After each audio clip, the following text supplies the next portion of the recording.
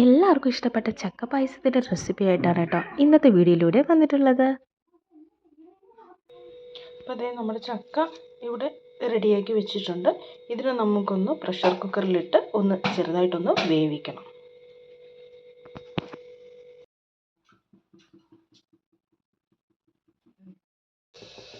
ഈ സമയത്ത് നമ്മളിതേ ഇപ്പുറത്തൊരു ചെറിയ പാത്രത്തിൽ ശർക്കര ഉരുക്കാനായിട്ട് വെച്ചിട്ടുണ്ട് കേട്ടോ. അപ്പോൾ അത് ഏകദേശം എന്താ റെഡിയായിട്ട് വന്നിട്ടുണ്ട്.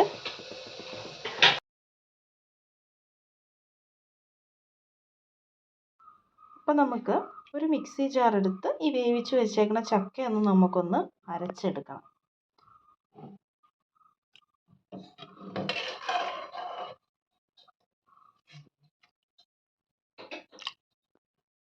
ഈ മിക്സി ജാറിലേക്ക് തന്നെ നമുക്ക് 2-3 ആവശ്യത്തിനുള്ള ഈ ഏലക്കയും കൂടെ അങ്ങോട്ട് ഇട്ട് കൊടുക്കാം. അപ്പോൾ ഏലക്കയും കൂടെ വരുമ്പോൾ അതിൻ്റെ ഒരു ഫ്ലേവർ വളരെ നന്നായിരിക്കും. അതിനു വേണ്ടിയാണ് നമ്മൾ ഈ ചക്ക അരക്കണ കൂട്ടത്തിൽ തന്നെ ഈ ഏലക്കയും കൂടെ ചേർക്കുന്നത്. അപ്പോൾ നമ്മൾ നല്ല കറക്റ്റ് പാകത്തിന് ഇവിടെ ഇതേപോലെ തന്നെ മിക്സി ജാറിൽ ചക്ക അരച്ചെടുത്തിട്ടുണ്ട്. അപ്പോൾ നമ്മൾ ഇതുപോലത്തെ ഒരു ഉരുളി എടുത്തിട്ടുണ്ട് കേട്ടോ. അപ്പോൾ അതിലേക്ക് ആവശ്യത്തിനുള്ള നെയ്യ് ഒഴിച്ച് കൊടുക്കുകയാണ്.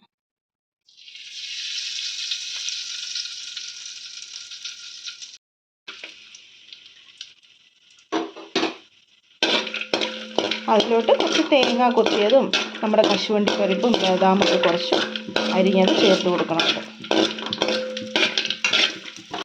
ഇതൊക്കെ ഒരു പാത്രത്തിലേക്ക് അങ്ങോട്ട് മാറ്റാം. ഇതിലേക്ക് നമ്മളിപ്പോൾ അരച്ച് വെച്ചിരിക്കുന്ന ചക്ക അങ്ങ് ചേർത്ത് കൊടുക്കുകയാണ്. കുറച്ച് നേരം അപ്പോൾ ഈ ചക്ക ഇങ്ങനെ ഈ ഉരുളീൻ്റെ അകത്ത് കുറച്ച് നേരം ഇങ്ങനെ നന്നായിട്ട് ഇളക്കി കൊടുക്കണം.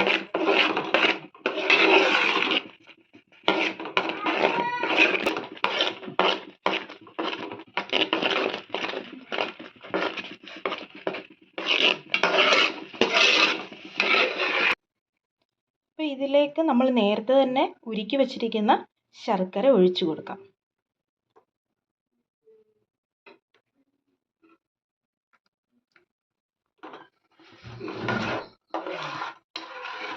ഓൾറെഡി ഞാൻ അരിച്ച് വെച്ചേക്കണമായിരുന്നു കേട്ടോ ശർക്കര. ചിലപ്പോൾ അതിനകത്ത് ഈ കല്ലും കാര്യങ്ങളൊക്കെ ഉള്ളതുകൊണ്ട് ഒന്ന് അരിക്കുന്നത് നന്നായിരിക്കും. നന്നായിട്ടെല്ലാം കൂടെ രണ്ടും കൂടെ മിക്സ് ആകണ വരെ ഒന്ന് ഇളക്കി കൊടുക്കാം. ശർക്കര ചേർന്ന് കഴിയുമ്പോൾ ഇതുപോലത്തെ ഒരു കൺസിസ്റ്റൻസിയാണ് നിങ്ങൾക്ക് കാണാൻ കഴിയുക. അപ്പോൾ കുറച്ച് നേരം ഇതുപോലൊന്ന് ഇളക്കി കൊടുക്കണം. രണ്ടും കൂടെ നന്നായി യോജിക്കണം.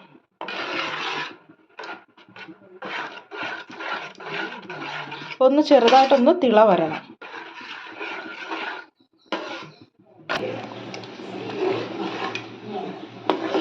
അപ്പോൾ നമ്മൾ അടുത്തതായിട്ട് ഇതിലേക്ക് നാളികേരത്തിൻ്റെ പാലാണ് ചേർക്കേണ്ടത്. ഓൾറെഡി തന്നെ നമ്മൾ നാളികേരത്തിൻ്റെ 1-ാം പാലും 2-ാം പാലും റെഡിയാക്കി വെച്ചിട്ടുണ്ട്. അപ്പോൾ നമ്മുടെ ഈ ഒരു പായസം നോക്കുക, അതിൻ്റെ ഇത് നന്നായിട്ടൊന്ന് തിളച്ചു വരുന്നുണ്ട്. അപ്പോൾ നമുക്കിപ്പോൾ ഇതിലേക്ക് നാളികേരത്തിൻ്റെ 2-ാം പാല് ആദ്യം ചേർത്ത് കൊടുക്കാം.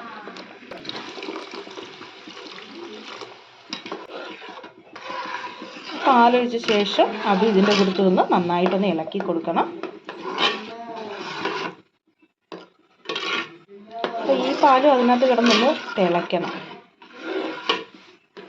ശരിക്കും പറഞ്ഞാൽ ചക്കപ്പായസം ഉണ്ടാക്കാനായിട്ട് അധികം സമയമൊന്നും വേണ്ട കേട്ടോ. പെട്ടെന്ന് തന്നെ നമുക്ക് ഏകദേശം ഒരു അരമണിക്കൂറിനുള്ളിൽ തന്നെ നമുക്ക് പെട്ടെന്ന് ഉണ്ടാക്കി തീരാവുന്നതാണ്. കാര്യം ഇപ്പോൾ ചക്ക സീസണല്ലേ, എല്ലാവരുടെ വീട്ടിലും ചക്ക കാണുമല്ലോ. അപ്പോൾ എല്ലാവരും ഒന്ന് ട്രൈ ചെയ്ത് നോക്കണം കേട്ടോ. അപ്പോൾ ഇതിലേക്ക് നമ്മളിതാ ഒരു നുള്ളു ഉപ്പ് ചേർത്ത് കൊടുക്കണമുണ്ട്. അത് എന്തിനാന്ന് വെച്ചാൽ ആ ഒരു മധുരത്തിനെ ഒന്ന് ബാലൻസ് ചെയ്യാൻ വേണ്ടിയാണ്. അതുകൂടാതെ ഒരു പ്രത്യേക ടേസ്റ്റും കൂടെ കൊടുക്കും.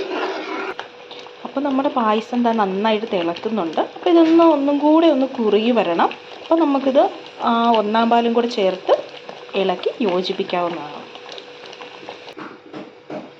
അപ്പോൾ ഈ ഇടയ്ക്ക് ഇങ്ങനെ ഇളക്കി കൊടുത്തുകൊണ്ടിരിക്കണം, ഇല്ലെങ്കിൽ അടിയിൽ പായസം കയറി പിടിക്കും.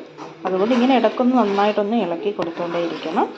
അപ്പോൾ ഇച്ചിരിയും കൂടെ കുറുകി വരണം.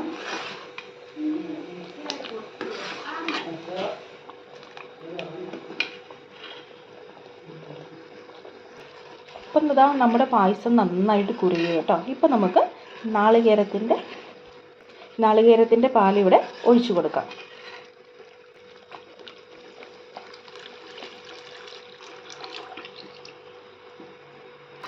അപ്പോൾ ഇത് തിളക്കേണ്ട ആവശ്യമില്ല, ജസ്റ്റ് ഒന്ന് ചൂടായാൽ മതി കേട്ടോ.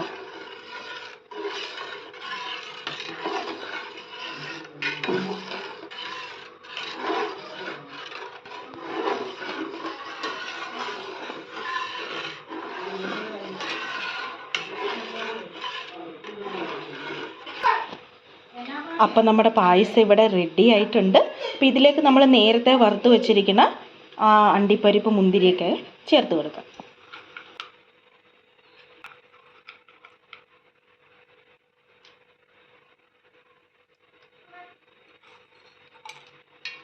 അപ്പം നമ്മുടെ ടേസ്റ്റിയായ ചക്കപ്പായസം ഇവിടെ റെഡി ആയിട്ടുണ്ട്. അപ്പം നിങ്ങളും വീട്ടിൽ ട്രൈ ചെയ്ത് നോക്കണം. ഇഷ്ടപ്പെട്ടിട്ടുണ്ടെങ്കിൽ കമൻറ്റ് ചെയ്യണം. പിന്നെ നമ്മുടെ ഈ ചെറിയ ചാനലിനെ എല്ലാവരും ഒന്ന് സപ്പോർട്ട് ചെയ്തേക്കണം. നിങ്ങളുടെ സപ്പോർട്ട് ഉണ്ടെങ്കിൽ മാത്രമേ നമുക്ക് മുന്നോട്ട് പോകാൻ പറ്റൂ. അപ്പോൾ വീണ്ടും അടുത്ത വീഡിയോ ആയിട്ട് വരാം. Tata, bye bye.